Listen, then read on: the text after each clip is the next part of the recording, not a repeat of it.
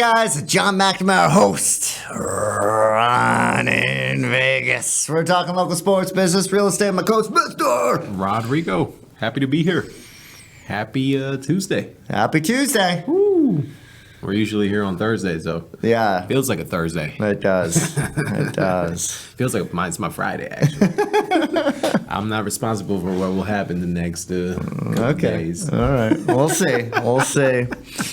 Well, today we got a special episode. These are, to me, I love having guests on, but these are the fun episodes. Yeah. We're talking UNLV football, the success they're having this year, Yeah. and college realignment. Oh, yeah, a lot of stuff going on, and for sure, shout out to UNLV football. They deserve an episode, man. They've been crushing it. They have. Yeah. They have. Excited for them. The games have been so much fun as well. Yep. I've gone to 3 games. I know you've gone to 2. Yeah. It's been, shout out to UNLV. This has been a really fun season. Yeah. This is by far the best season I've seen them play. I saw them when they went to a bowl game. Gosh, I think it was like 10 or 12 or 13 years ago, whenever it was. Wow. And it's just, I mean, they barely made it to a bowl that year. Mm-hmm. You know, and now they're just crushing teams, and it's fun to watch. And honestly, they should be undefeated right now. Yeah. I know I'm a fan. I know I'm a homer. But that's got to be the Cuse game, Syracuse. Excuse me. My upstate roots are coming through here. That's got to be the worst called game I have seen in a long time. There are a lot of phantom calls. Apparently, it was ACC refs, which I don't understand. Wow. So I don't know if Fox has like a contract to have like ACC refs. I have no idea. It was just a really interesting game. Yeah, that last quarter and that overtime, I did not agree on a lot of calls. So Yeah, it was weird. So, yes, so we call this UNLV football, college realignment, madness. Controversy. Yeah, there's a lot going on. They're doing right by us because there's a lot of news, a lot of great games. Yeah, who would have thought, right?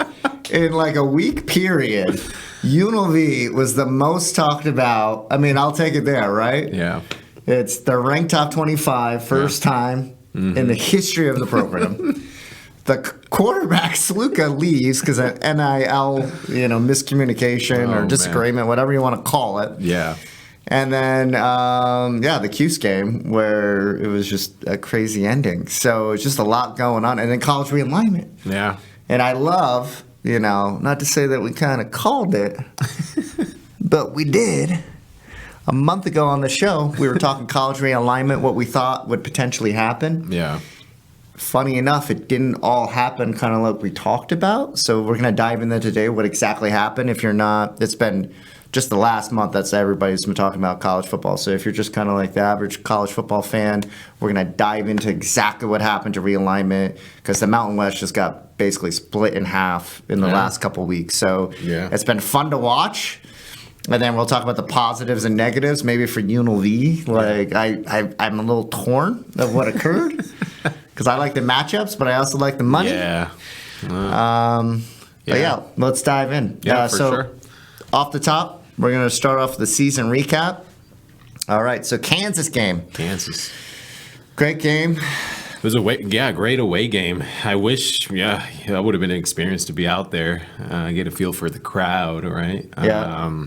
But no, great game. Came down to the last play also, right? Came down, won the turnover battle. Defense played through. It was kind of cool. They played at, I believe, Kansas City's MLS stadium. Oh, yeah. So it was sold out. Oh, man. You and I. There's like no Red fans there. Like no. Yeah.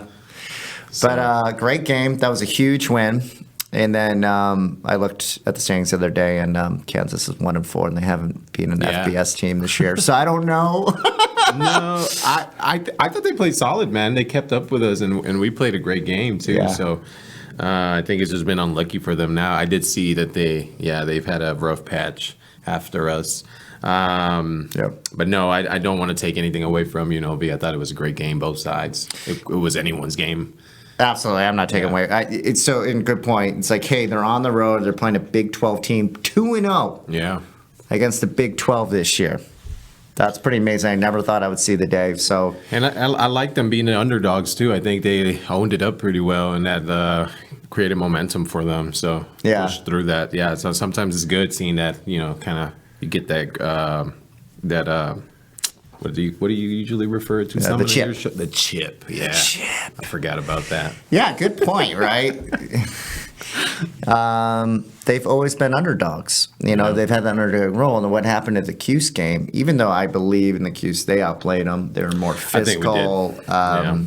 Overall, they played a good game. The quarterback just on Syracuse lit them up. I think the whole year, the secondaries looked really good. The passes, defenses really looked really good. This is the only game. That quarterback if there's one weakness to the defense, and McCord, literally, he looks like an NFL quarterback. I don't know if he's going to be like an elite quarterback or anything like that, but he looks like he can play in the league someday, maybe as a backup. But he was just getting quick releases, moving the ball down the field. So I haven't seen a lot of weaknesses to the UNLV defense this year, but I would say if your team, after looking at that, just get your quarterback to get the ball out quick.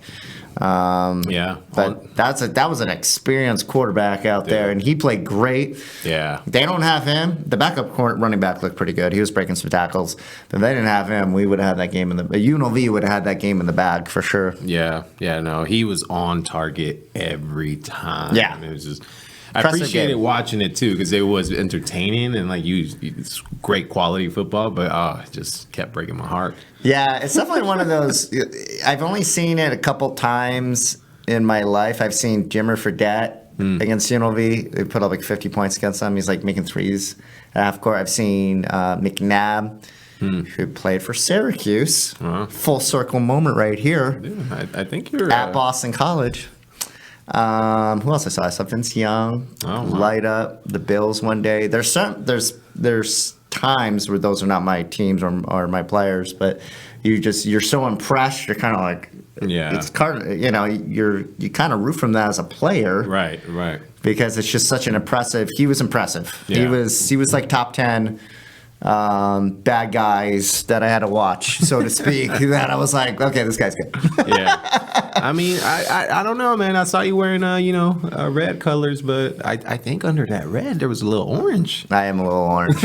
I grew up being an Syracuse Orange fan. I am a Revel fan now. I was pissed actually. We lost. I did not handle it well. It's okay. UNLV football apparently is my Achilles heel, so watch out. Don't run into us if we lose. Yeah, I'm going straight home next time. Don't run into us. Don't cause us any trouble because we're usually nice guys. But yeah.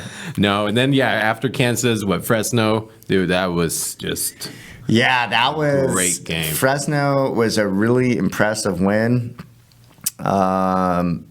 Just to demolish them. It was. And I think we talked about on the show, I think you predicted them to win that game. I predicted them to lose, so congrats to you. You're kicking my butt this year. Yeah. And I predicted us to beat Cuse, and we did not. So I'm not looking good right now. I would not get his picks next year. I think that was just such a dominant game. There was so much going into that game because Sluka, if you guys have heard, Sluka, who was the starting quarterback, elite runner from Holy Cross, we talked about on this podcast multiple times now. Yeah. Good player. He's got an arm, not accurate. Yeah. One of the best running quarterbacks I've seen live. For sure. Elite runner. I mean, the guy is just, he gets hit at the 2 or 3 yard line. He can push the pile 5-7 yards. Mm-hmm. Very impressive. There's a lot of talk of what happened. My take is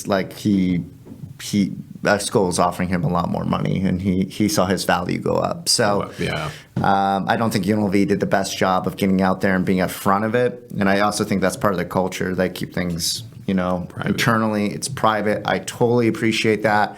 They need, though, as a good PR team in the future because I think nationally it did not make UNLV look good. Yeah, and I don't think they were actually in the wrong. But who's going to dig deep? Unless you're in Las Vegas, you're a UNLV fan. Right.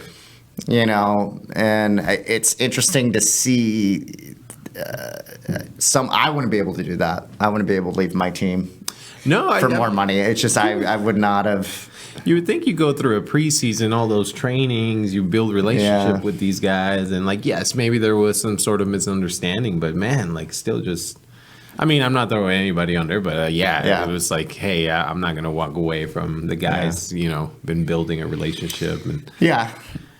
And the reality is, I mean, we really don't know the story. No, we don't. And nobody will really know the whole story except Right. for Lucas' family and UNLV. And, I think, unfortunately, it's hard to see. There was rumblings, and maybe he just didn't vibe with that team that well because it seemed like the team got behind Hodge Williams real quick. And, I think that was another part of why UNLV didn't budge on NIL. Because they had everything in line to collect $10 to $14 million from the realignment to stay with the Mountain West. So they had money that they knew they were going to get, that they could have easily paid or something like that. But they knew what they had, and they brought in a 1A and a 1B, so to speak. Yeah. Hodge, we talked about it on this podcast before. Yeah. I thought Hodge is a better passer. He's an athletic runner. He's not as good as a runner as Sluker, but he has great vision. Yeah. He has high IQ. The plays he makes they're fun to watch. At the double fake, oh my God! If you are a football nerd like I am, and you see stuff like that, the man is a great football player. Yeah. So he came in and he just absolutely demolished Fresno, and nobody's talking about Sluka anymore. So it was forgotten. Yeah, for sure. I agree. He's been fun to watch. Didn't even need to warm up, right? Just went straight for the money. Yeah, that was awesome. So he was ready. So maybe internally they were also. I had that fear, and I think I expressed it to you. That maybe it might mess with them a little mentally. Yeah. Obviously quarterback's your leader now. You're a completely different face in the front. But no, everybody followed right through, right? Yeah. It was a great game. Yeah. He seems like, he has intangibles. Seems like he's a natural leader. He's an overall really good. PFF is rating him pretty high right now, so it's been impressive. Mm-hmm. So I'm happy as a quarterback. And not to mention, Frio, the backup, he's pretty good as well. Yeah. Like, we came in the season with 3 senior, and that's why I wasn't really sweating that much. I'm like, this is by far the deepest quarterback position for UNLV I have ever seen. So I was like, any of these guys could really start for UNLV. Yeah. And to be honest with you, the defense is insane. I think it's the number 2 G5 defense. That's really the best part of this team. Mm-hmm. Not to take away from Hodge or the offense. Offense is good. But the defense is lights out. Yeah. It's making it a lot easier for the offense to run what they're doing and kind of control the game. So, it was a great win because I don't think we've beaten Fresno in like 10 years. And not only did they beat them, I mean, it wasn't even close. There was no point where Fresno was in the game. Yeah, and that was unexpected. Yeah. I was expecting a close game. So, and shout out to the special teams, man. Oh, yeah. Bro. Special teams are great. Been putting us up. Yeah, I think they're building that momentum for us too. So, yeah. Ricky White, man. Yeah. Shout out to Ricky White. You're the man, dude. But seriously, that's one thing I liked about Barry Odom is he works on all facets of the game. Offense, defense, special teams. He treats them the exact same. And we've seen the past with our last couple coaches. It's all been offense. It hasn't been defense. It hasn't been special teams. So shout out to Barry Odom. I think he's a great coach. I hope that we're going to use that money from the realignment to re-sign him long term. The reality is SEC team comes in here and wants Barry Odom. No. They have more money than that easily, so they can. Yeah. But hopefully, UNLV is smart and they have a big buyout. Yeah. And hopefully Barry. It seems like Barry is one of those potential coaches where he's done the SEC thing before with Missouri. He wants to be a part of a program long term.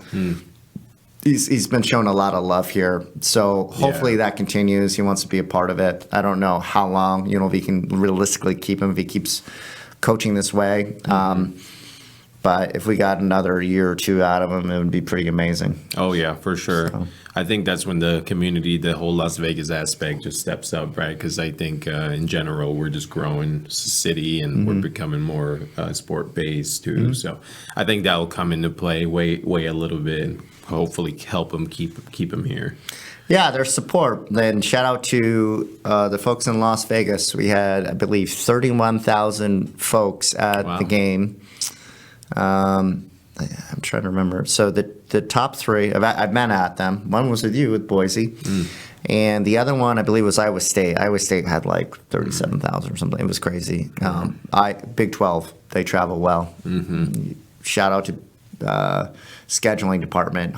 Get Big 12 teams in here for away games, by the way. But yeah.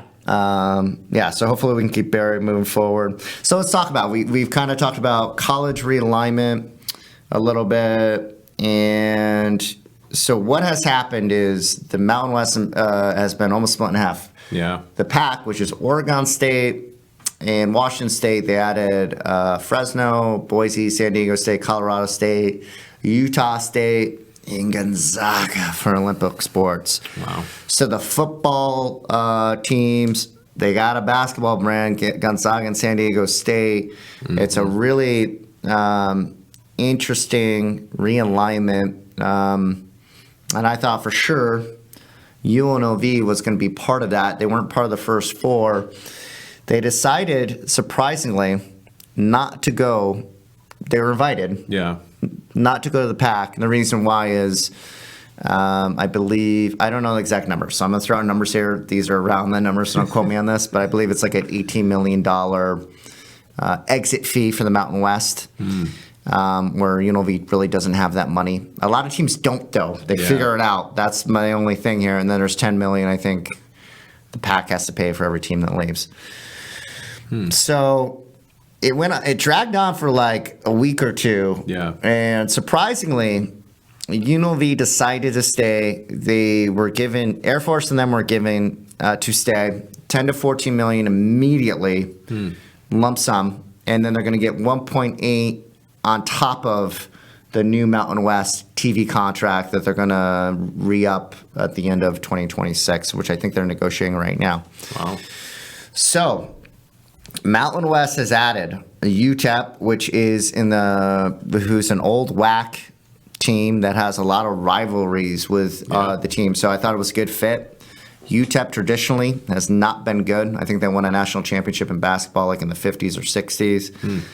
They haven't been really good, but they're in Texas, which is huge, the west part of Texas, in that New Mexico kind of area, that border. So they're going to be, and I believe like UTEP's like a top 20 population-wise. It's a big city. El Paso.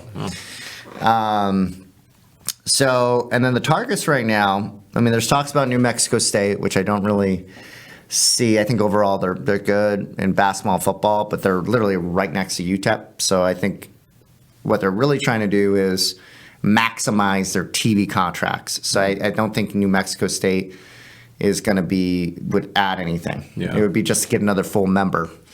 But the two teams they're looking to add is Sacramento State, who has just committed to a brand new football stadium. Wow. Which looks really cool. I don't know if you've seen the. No. I got to show it to you. Should have put it on the pod. A brand new football stadium, and the Sacramento Kings have agreed to allow them to play their basketball games in their arena. Wow. As long as it doesn't interfere with Kings games. Yeah. And then the other school they're looking at and they're trying to build an NIL like 25 million. No, 15 million, Sacramento State. There's it's a big, I believe they have like 21 Olympic sports too. And I think academically they're pretty strong as well. So that brings value. The problem is it's in the FCS. I don't believe they've won either like a Big Sky. They may have won one Big Sky, but like traditionally they haven't done a lot. So they're in a big market, though, obviously the Bay Area. Yeah. So they have a lot of potential. The other one is Tarleton State, which is not too far from Dallas. They've been building another Texas school. Tarleton State's got a lot of money as well. They have a brand new basketball arena that they're building, and they've upgraded their football stadium. And I believe they average like 21,000 fans for football, and they're in the FCS. Wow. So I think what they're trying to do is solidify their contracts, make Hawaii a full member. Yeah. And then they may add these teams. They're also talking to Northern Illinois and Toledo from the MAC as football onlys to get the central time zone. But I don't think that's really going to happen. I can imagine MAC teams will probably just stay where they're at. That seems a little risky to me. But that's what it's looking like. So, what are your thoughts with the realignment? Well, I think we kind of both talked about it. I mean, every school is competitive and is great, but I think it's going to give us an opportunity to start being the head of the conference. Yeah. Put us on the top. Reality is Boise, San Diego, Fresno, all strong leaders in basketball and football. They've always led the conference. Now are stepping out. So it'll give us an opportunity to take over, and I think from that we'll grow. I think we need to spend a few years kind of dominating, building that confidence, building the program. And taking to the next level in the future. So I like it. Yeah. I mean, it takes, we've always had a good, I know between you and I, we love playing against the Boise's and the San Diego State's, just a good rivalry. Yeah. But reality is, I'm okay with it. Yeah, I'm okay with it too. I don't feel good or bad about it. Yeah. Because I don't think none of us really know the answer right now. And I think you hit it right on the freaking nose is, if we win out and we dominate in basketball and football like we should, there's really no excuses now, even though we've had some of the best facilities in the Mountain West. Yeah. Now there is really zero excuse to not at least be playing in the Mountain West Championship in basketball and football almost every single year. Right. Where I think it makes a lot of sense, and then you're the Gonzaga of the Mountain West, so to speak. You're dominating your football conference. The downside is the matchups. They're not exciting. I think I can't remember what podcast I was listening the other day. Somebody who's a UNLV homer, which I respect his opinion. I won't say his name on here, but he was talking about hey, UNLV fans don't really care as long as we win. And I agree to a certain point, but I know I'm a big fan of UNLV. I do care. Right. I want to see them play Boise State. I want to see them go to San Diego State. I want to see them play Gonzaga now. Yeah. How cool would it see Gonzaga and Thomas and Mack every year? Oh, amazing. Right. So you're UNLV too, and just the is you felt that a little bit, right? No, for sure. No, yeah. I mean, I went to UNLV, and my memories going to those games, going to the San Diego State and all those big games. So those good matchups. So it's a little sad to make them go away for sure. I'll miss them. Yeah. But no, I think altogether it's gonna make us a stronger program. Yeah. And that's what we need. I feel like also when I was going through college at UNLV, Las Vegas wasn't high demand for recruiting athletes. We kind of struggled. I felt like not a lot of people maybe were considering us. Were we even a real city?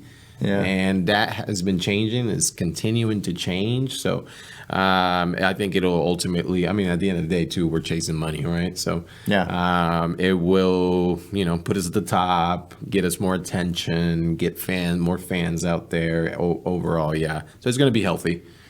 Yeah, I think you're right. So we'll see how the next 3 to 5, 7 years plays out.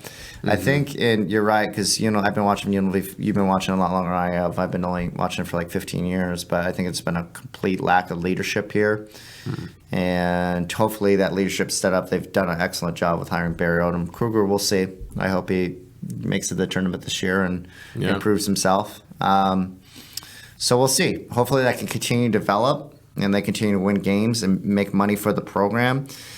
And I think, I don't know this for sure, but I think they made this move ultimately because it may not even matter. The PAC will be probably one of, if not the best G5 conference, it'll be them and American. I think there's a lot of rumblings right now, and we saw it in the news the other day. Big Ten and SEC are coming into potentially a scheduling alignment where the Big Ten and SEC may just break away and just create like a like two super conferences that play their own national championship. Maybe they bring the Clemsons and the Florida States and and maybe some really good programs in the Big 12 and just make like a top 40. Top 50 super conference. UNLV would completely be left out of that. So I think they think that's what's going to happen. Yeah. So as much as it'd be cool to play in the Pac-12, the G5, I believe, is probably going to have its own national championship in the next 2 to 4 years, realistically. So it may be like, hey, let's be the best of the conference so we can get into whatever playoff that looks like for football. True. I think the basketball will probably stay the same. I don't think they're going to. I think it's just going to be a breakaway for football, probably. We get into, because Gonzaga, they've stayed in the WCC forever. The play was always like, hey, we're not going to leave the They have an offer to go to Big 12. They never took it. Wow. The reason why is the NCAA shares. So every time you make it and how deep you make it in a tournament, you get money from that. So there's a lot of, I think it has more to do with money and just getting UNLV into football and basketball playoffs every year, and then they get more money from that. And you get more, obviously recognition, more viewership. Right. You create the value, your market, and they're playing for the next level to maybe get into that top 50 super conference down the road. Yeah. I think it's going to be really tough at this point. So we'll see. Yeah. Interesting times. Wins bring fans, Yeah. And then fans buy merchandise, spend money. So yeah, we're chasing the wins. Yeah. Yeah. Yeah, the cool thing about UNLV is it's so affordable to go to basketball and football. If you have a family, most people can't afford the Knights and the Raiders these days. They're just super expensive. So go out, support UNLV, basketball, football. I mean, like football is $25 tickets if you want it, and I'm sure it's even less for basketball. Yeah. So it's a good time. It's fun. Support local sports, and the programs are doing better. So. And if we lose, don't run into us. That's for sure. Yeah. So shout out to the Knights, home season opener tomorrow. I mean, is it? I don't know if we're at home actually. What day is it? Season opener. Is it Thursday tomorrow. or Tuesday? Wednesday. It's a Wednesday. Yeah, shout out Knights. They're home. I'm getting going. Yes, they Avalanche. are tomorrow. Yeah. We'll do some takes on Knights this year. We're excited about that. For sure. Shout out to UNLV basketball. Their season begins the beginning of November. The first big game really is the second game of the season versus Memphis. That is November 9th. That'll be a fun game to watch. Memphis has a really solid program. I think Penny Hardaway Oh, is still the head coach, right? Yep. So that's That'd cool. be amazing to watch. I grew Yeah. up watching Penny Hardaway. Yeah, exactly a month and a day away. And then shout out DJ Thomas, point guard. Top Do 50. you think who do you think we've talked about the most on this podcast? Oh, for sure. D-Don. Shout out D-Don. D-Don Thomas. When you're famous and you're watching this, we're going to continue to talk about you. Yeah. We have a man crush on D-Don Thomas. Shout out to him. He was, saw an article the other day, top 15 sophomore in the NCAA. Wow. I believe it. Yeah. I'm a huge D-Don fan. It's going to be really cool. We've had some seasons where guys that come in, they usually leave or go to the NBA. This is like, maybe Patrick McCaw's the last one I can really remember. But Patrick was still kind of developing and growing. He had a great sophomore year. Yeah. D-Don, hope he stays healthy, because if he can build on what he did last year and grow and mature, because what was he, 17 years old last year? So now he's going to be 18, 19, whatever it is. He's not even fully grown. Crazy. He's like, and the way he dominated, it's super exciting to watch. I'm just such a fan of him. Yeah. It's a real honor to watch him play basketball. And then he could have pulled a Sluka. He could have easily pulled a Sluka. There's not enough for me. But he stayed home. He stayed home. So shout out for Thomas. Thank you for staying home. We For appreciate sure. it. And then Raiders. Minshew, benched. O'Connell. What do you think about the Raiders this year? We're struggling, man. We're struggling. But, hey. I don't got a lot of comment on that. I'm not happy with our results so far. I think we got to switch up some players. Yeah, get excited about the season, the remainder games of the season, and make the most out of it. But yeah, we're just bad loss to Denver last weekend. So yeah. I know we talked about the podcast before. I think they thought they were going to get Michael Penix from Washington. He didn't fall to them. They didn't have a backup plan for a quarterback. They signed Minshew. Yeah. I like Minshew as a backup quarterback. I didn't think they were going to be good this year. Sold my season tickets. Fine. I'm rooting for the Raiders, but there's just so much. Yeah. I like Pierce. I think he's a good coach. He does a good job on the defensive end. Wants to play, run the ball, but you need a quarterback. Fortunately, the quarterback class does not look good next year. So we might have another couple more years of this. But guys, we're gonna wrap this up. Thanks to the best co-host in the business, Mr. Rodrigo. Yes, sir. Guys, this is Ron in Vegas. Take care of yourselves today.